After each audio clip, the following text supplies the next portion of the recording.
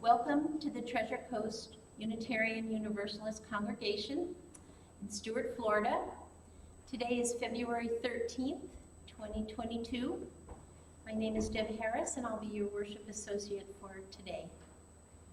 We are a welcoming congregation. We welcome people of all gender identities, races, ages, and backgrounds. We're glad to have you here. This would be a great moment to double check your cell phone before we begin, that it's turned off. It's wonderful to see all the vaccinated members in our sanctuary today. We are on YouTube also. It's a dreary day outside, but nice and cozy in here. So again, we're glad you're here. To be put on our mailing list if you're a visitor or to find out more information about UU, please go to our website at tcuuc.org. And there is an email link to request online information and through our newsletter. I think we have a visitor or two here today, and if you're comfortable, we'd love to have you come up and introduce yourself at the microphone. If you'd prefer not to, that's okay too. Okay, well, you're welcome. We're glad you're both here.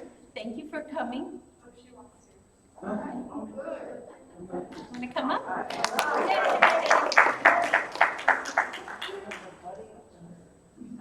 Come on up and you can pull the mic down. Tell us your name and your mom's name.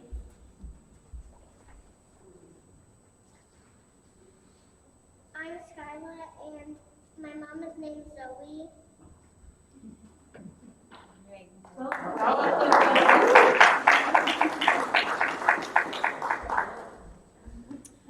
In terms of announcements, please check the newsletter for information about the book club, and also please join us for a picnic lunch in the Stuart Veterans Memorial Park downtown at noon on the first and third Tuesdays of the month.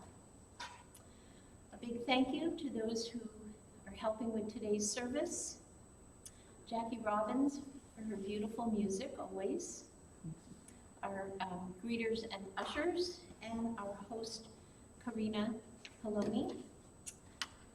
And we thank also Joanne Leone and Margaret Gregory for our treats after the service.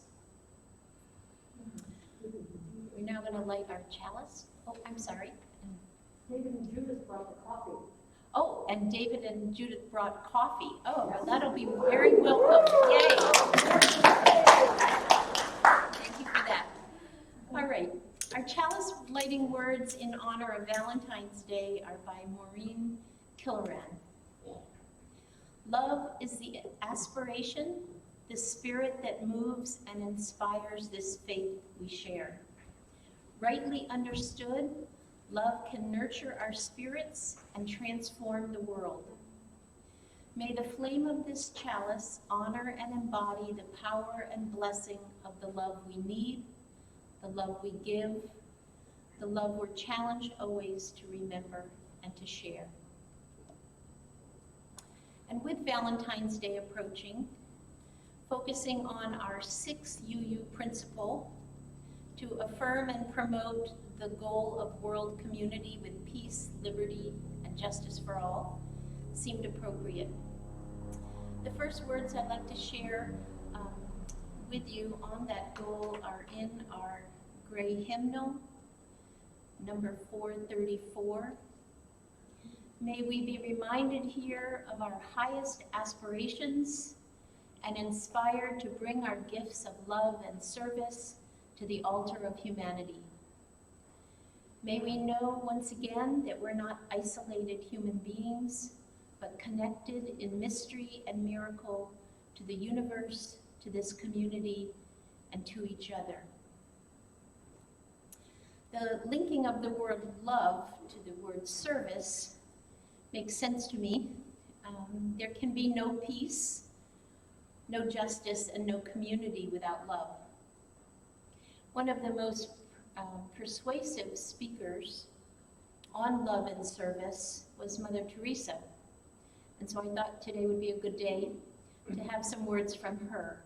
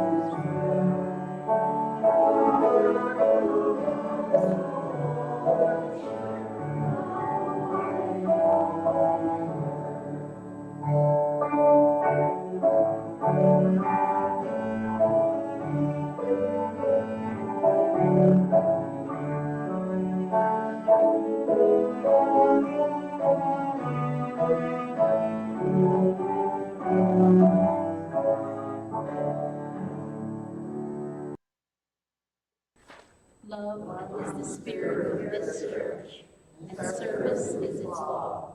This is our great covenant, to dwell together in peace, to seek the truth in love, and to help one another.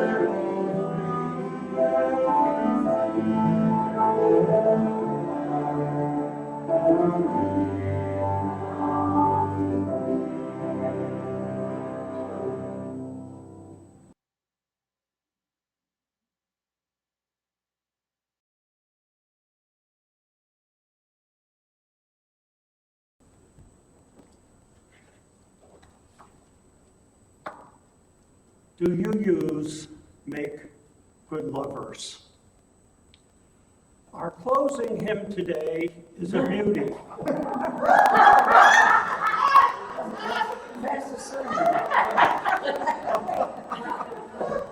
No, I have to talk a little bit before we get to that, but I'm going to talk about the closing hymn now.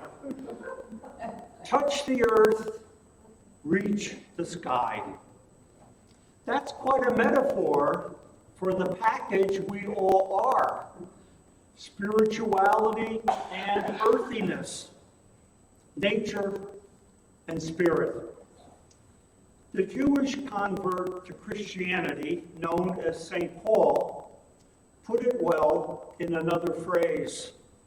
We have this treasure in earthen vessels. Is it any wonder wise ancients like the Greeks said these were two parts that had no real connection? The soul was a prisoner until it was set free in death. In seminary, what much was made of the difference between the Greek idea of soul and the Hebraic idea of spirit. So the Christian creed used a line totally opaque to me, the resurrection of the body. That meant, we were told, the body was not the dirty part of us, nature, from which our soul needed detachment, but rather mysteriously, inextricably part of who we were, a rather significant part of who we are. So we said resurrection of the body as an affirmation of its importance, but like much of the creed, clueless as to its meaning. But you got a clue if you went to the 1964 World's Fair in Queens and happened into the Mormon Pavilion. The Mormons had a film about life in heaven.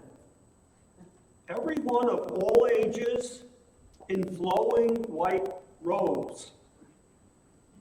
My college fiance and I were there with George Harris and his wife. And before we left that Mormon pavilion, we signed their guest book. Out the door, I said to the others, we would be better off dying today. Who wouldn't choose to be young for eternity? So we got an idea of what resurrection of the body might mean or look like. And because we signed the guest register, we also got a visit. I was living in the country in West Virginia while I attended college there. And two Mormons found their way to my door a couple weeks later. No, I didn't want to discuss my faith. And no, I didn't want to discuss their movie. Touch the earth, reach the sky. A great metaphor of our life of spirit and earthiness. A package of great wonder and complexity and great satisfaction and endless exploring and discovery. Frustrations and joy and soaring. So today my topic is the earthiness. Do you use make good lovers? I'm not going to ask for testimonials. Why? Because I would get them. But I will start out with one anyway, sort of. In my last Connecticut church, I had a book club, much like I began here. The book was Jimmy Carter's The Virtues of Aging. When I showed it to my housemate, she read the title and threw it against the wall. A damn lie. In the book club, I got to Carter's discussion of sexuality with aging couples. He writes that as we reach our golden years, the tone and expressions of sexuality change, and couples are often content with holding and hugging. One of my class members in her 80s, I didn't realize how young that was then. She responded, Bob, you're saying that at our age we cuddle and hug instead of, you know. So I said, Carter is saying that at our age, energy level comes into play and redefines play. So she says, I wish somebody would tell that to my husband. What makes for good loving between couples? Patience, honesty, listening, mutuality and reciprocity, vulnerability and joy, downright joy in each other's company. and a teaspoon, or maybe a tablespoon, or maybe a gallon of mystery. What I don't get about you, maybe meaning what I can't control and would lose if I try. Nobody told us, unless we were lucky to see it in our parents, control and loving don't go together. To love someone means you sign on for not to be controlled, either way, and helplessness. Some of us learned that from our children the hard way, if not from our parents.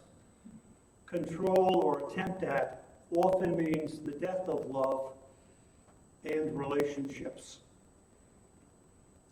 Well, that's my list. It sounds like the ingredients of good loving are the same as the ingredients of a good relationship. That sounds about right.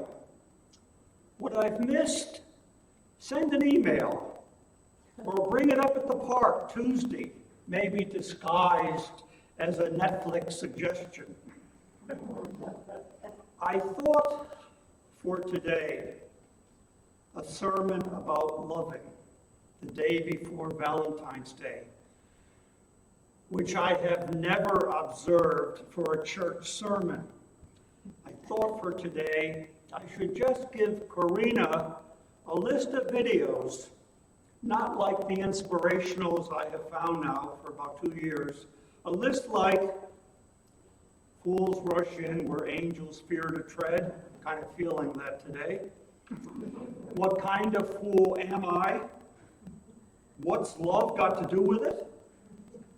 Or maybe Streisand's Lovers Are Very Special People. They're the luckiest people in the world. And you and I have felt that. In seminary, we were taught that when couples came in for premarital counseling, you had to cover sexuality. You had to.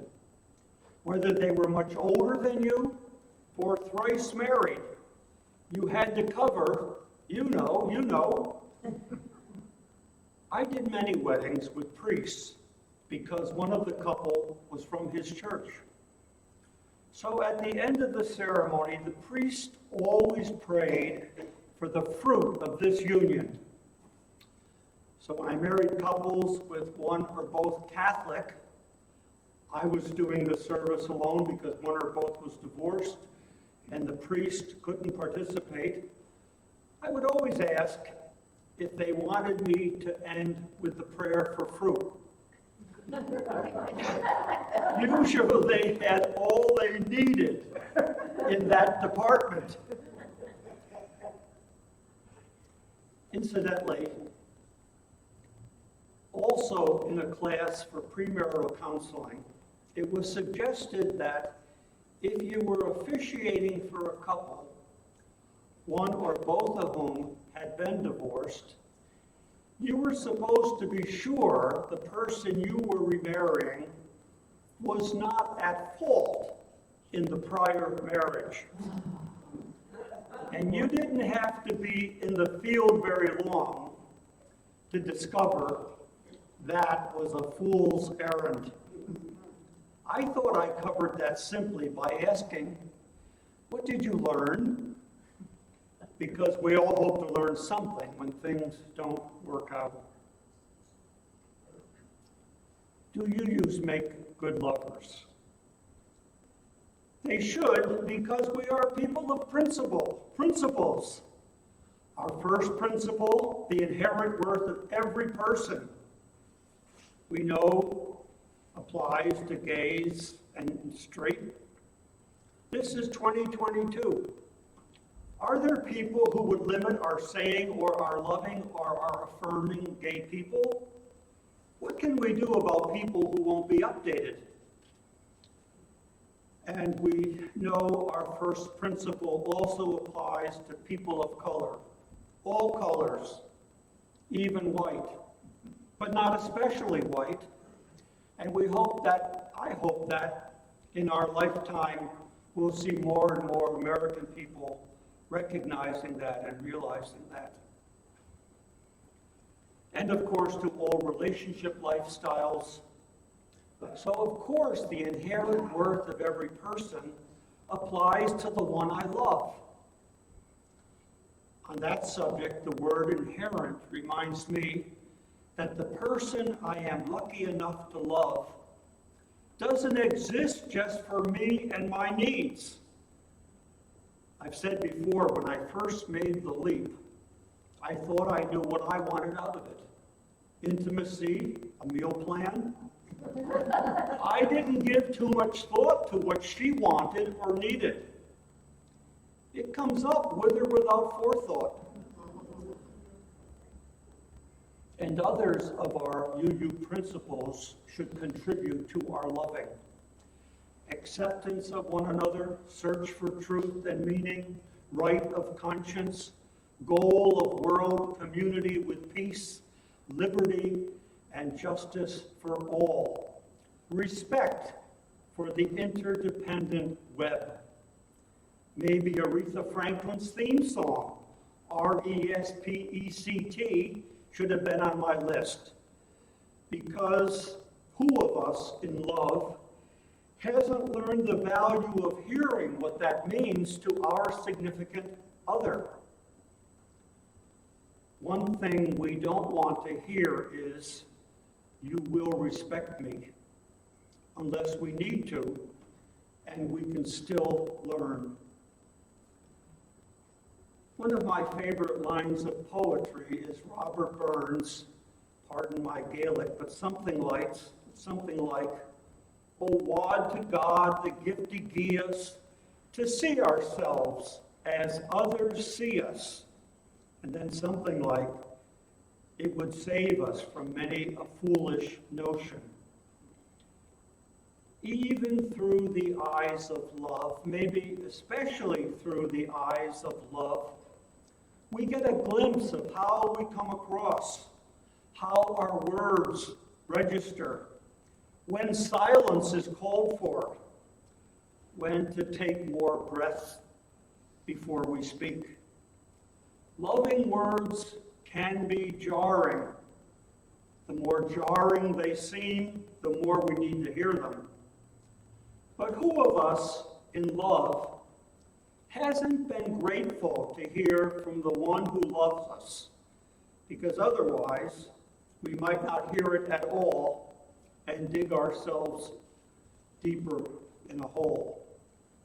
But I think the real sting of Robert Burns' line, is that it is as rare to find someone who wants the gift, to see ourselves as others see us, to find someone who wants the gift, as it is to find someone who will risk giving the gift.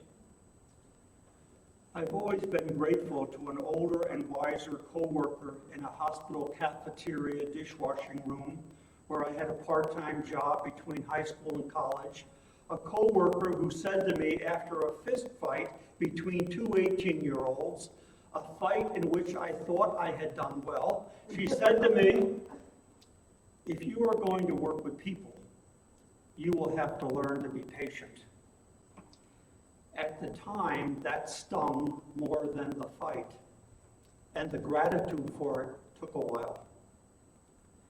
And who but someone loving us can help us to see that our imperfections make us more lovable than our perfections?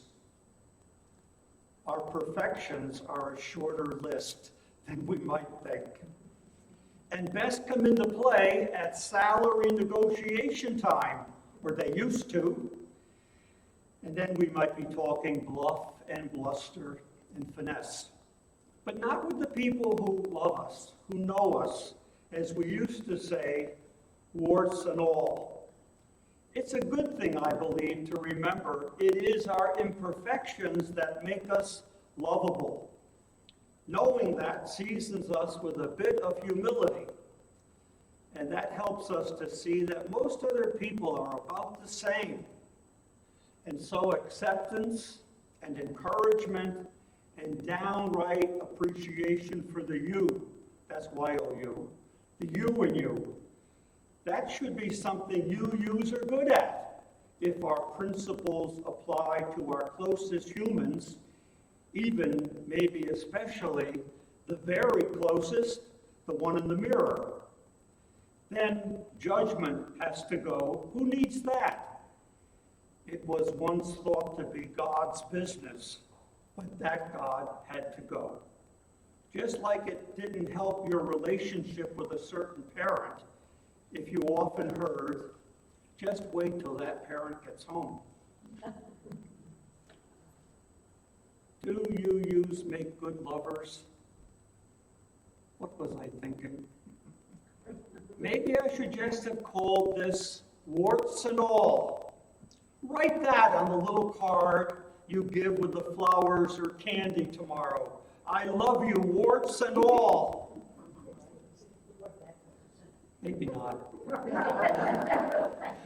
Love is so complicated. Why did I dare to even talk about it? You know, I count on a certain newspaper to help me get through these sermons. Yesterday, the article in the online edition was, "My husband and I don't speak the same love language," by Lisa Tadeo. She writes, "I hadn't heard about the love languages until it was too late, until I was married to someone who didn't speak mine. The 5 languages of love are words of affirmation, complimenting, quality time, receiving gifts, acts of service, and touch." And then she says, "I have found this one is a favorite among men." So her husband's language of love is touch, and hers is acts of service. So she uses a hypothetical that doesn't sound hypothetical. I can't respond to touch when someone forgets where the hamper is. Lisa Tadeo. It might help our loving to remember we have work to do on us. If I forget that I am not finished, life will remind me.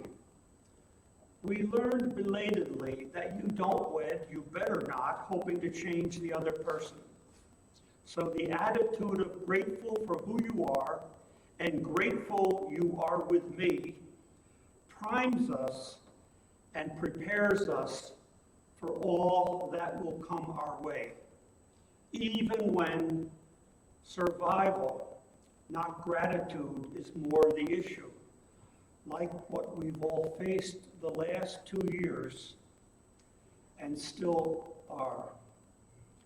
I'll close with the words of that great philosopher, Forrest Gump, and that's all I have to say about that.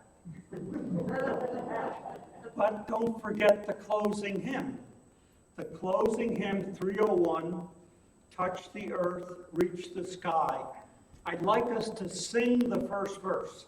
I don't know how difficult or challenging this will be, but I'd like us to sing just the first verse and then recite the rest, but not too fast.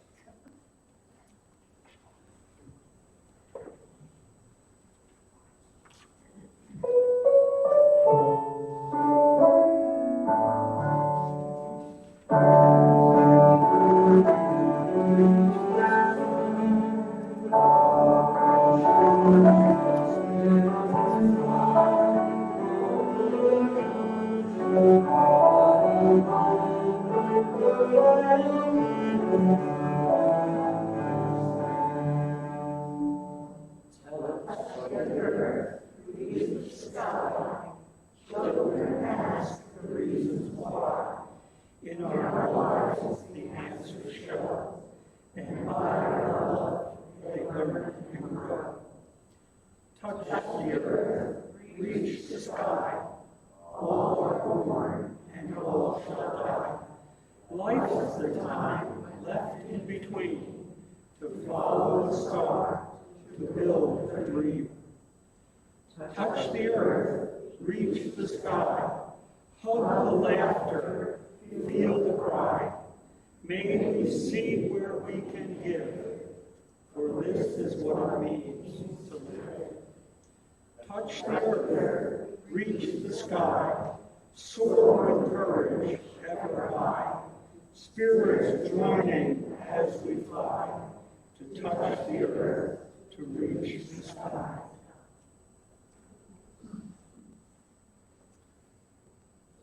And now Debbie will extinguish the chalice during these closing words. Valentine's Day is a reminder of the people who made us. If we got to, of the people we got to make. Of the people who have loved us. And if we are really fortunate, of the people who still do.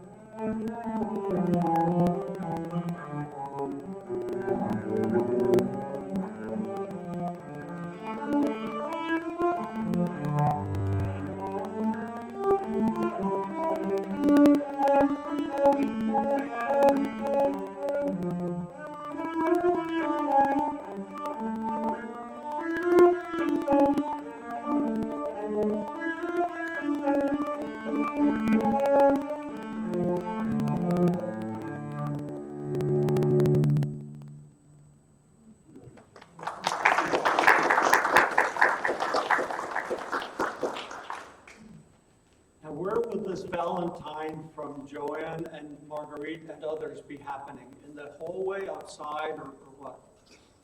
The coffee. Now you can wait at the coffee. Outside or inside? Well, thank you. It's ready. Well, just follow your nose.